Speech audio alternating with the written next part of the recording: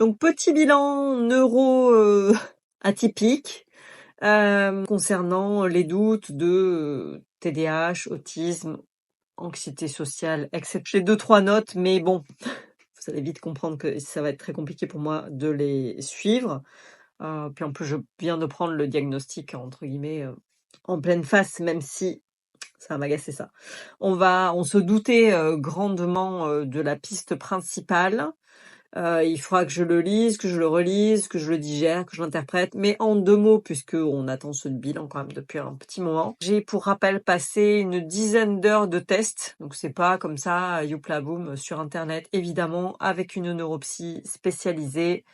J'ai passé plusieurs sortes de tests. Il faut que, si vous êtes intéressé, si vous avez un doute, en tout cas si ça crée des difficultés dans votre vie quotidienne, faites-le. Sinon, juste vous avez des particularités qui sont peut-être pas du TDAH, parce qu'il y a des traits que tout le monde peut avoir, et c'est le cumul de tout ceci qui fait qu'entre guillemets, on l'est ou pas.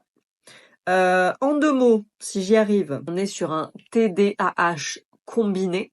Je vous laisserai chercher en quoi ça consiste. Elle n'a aucun doute, et quand on regarde les tableaux, tout est rouge, ça clignote, il y a des paillettes, des feux d'artifice, etc.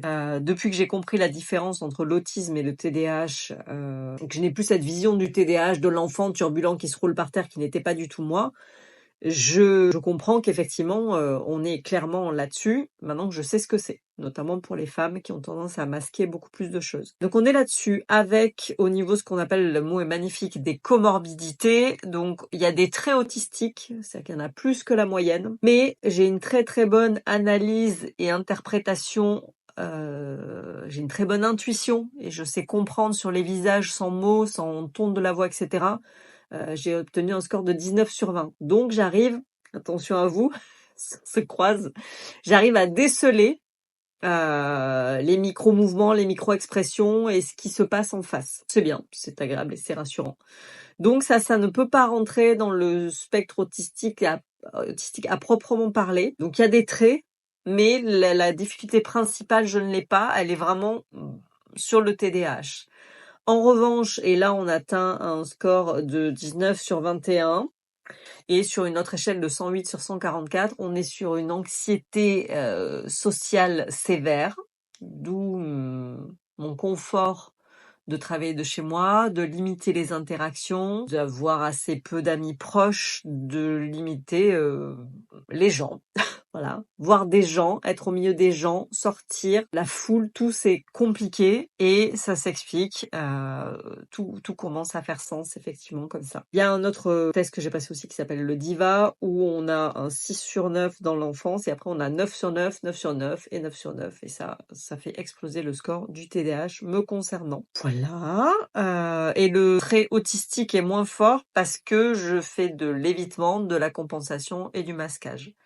Voilà, donc ça se ressent moins, mais voilà, la bonne interprétation et analyse des intentions de l'humain en face font que la communication du coup est bonne, et que voilà, je ne suis pas bloquée dans le côté autiste comme on aurait pu penser à un moment. Le côté anxiété sévère fait que, alors c'est écrit, mais je le savais déjà, il y a une hypersensibilité au regard porté par les autres, voilà.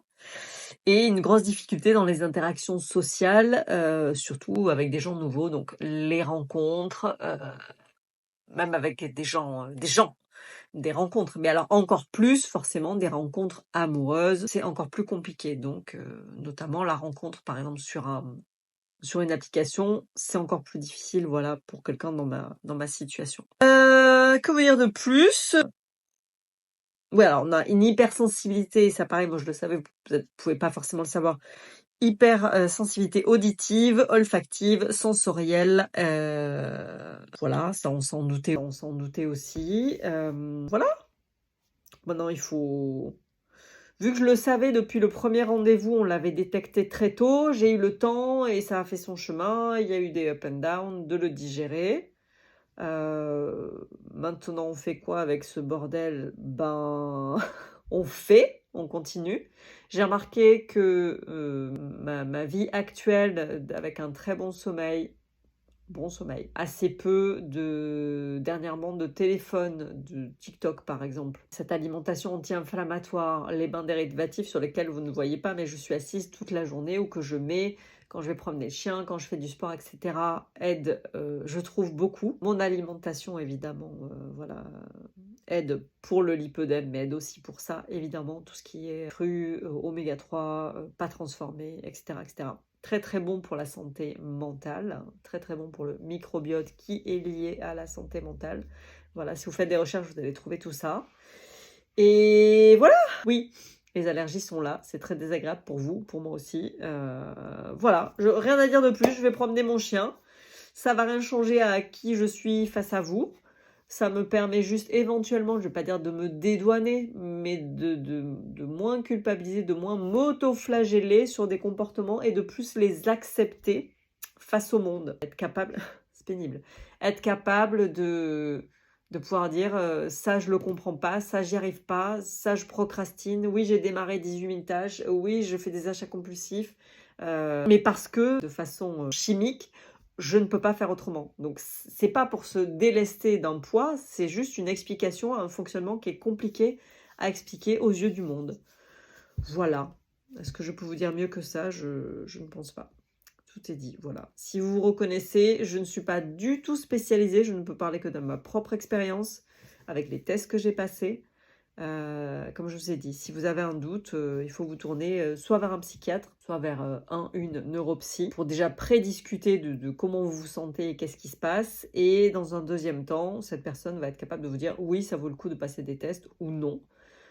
Parce qu'il y a plein de traits que j'ai qui, une fois isolés, correspondent à la population complète, l'anxiété, tout ça. Enfin, je veux dire, c'est la vraie vie, c'est normal. Mais tout combiné rend la vie difficile, plus lourde, les interactions différentes. Et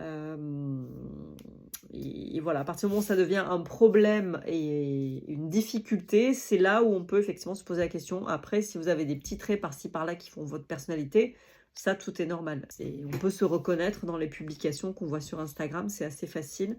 Mais le cumul sur 10 heures de test de tout, et quand vous avez tous les voyants qui sont tout rouges, là, vous comprenez que c'est pas vous à l'intérieur qui vous faites des films. Effectivement, il se passe quelque chose de particulier qui est difficilement explicable, que seule la personne qui le vit peut vraiment ressentir, mais c'est très difficile de vous le faire comprendre. Donc chez moi, c'était devenu très fort, trop fort. J'avais besoin de savoir, parce qu'on finit par perdre confiance, par se dénigrer, par se rabaisser, et on se renferme.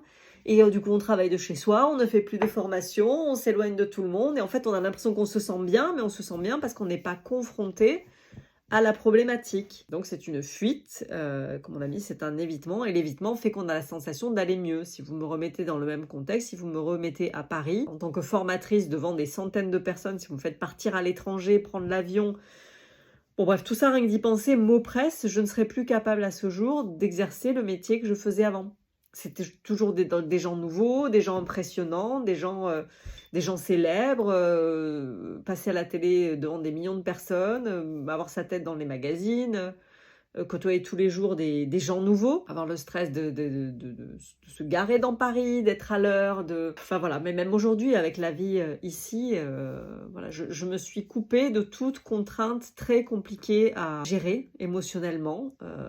Je fais simple, je suis dans une ville plus petite, je suis pas très loin de l'école, je suis pas très loin du papa de Joséphine, je suis pas très loin de l'école, je suis pas très loin du papa de Joséphine. J'ai mon entourage proche qui ici se résume vraiment à des amis proches, notamment une très proche. Elle n'a pas besoin de la nommer, elle se reconnaîtra allègrement.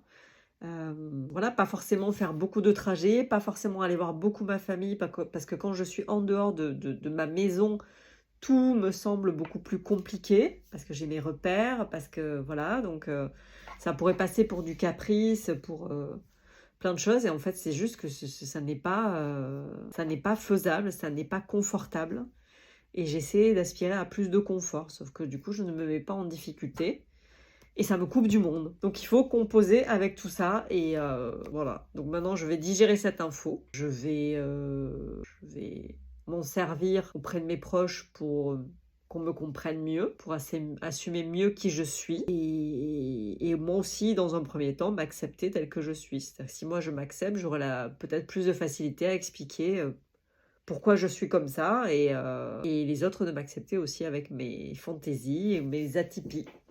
Voilà, oui, c'est écrit ici. C'était pas utile de l'écrire, mais voilà, on sait qu'ici, on s'écrit partout dans tous les sens. On a besoin, j'ai un post-it vivant, j'ai besoin d'écrire les choses. Voilà, c'est comme ça.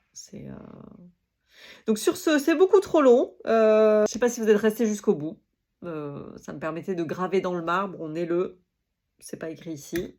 C'est pas grave, on va aller chercher ailleurs. On est le 21 mai. Est-ce qu'il y a une symbolique? Non. Voilà, on est le 21 mai. C'est comme ça. Le bilan est fait. Et maintenant, on va avancer. Voilà, c'est comme ça.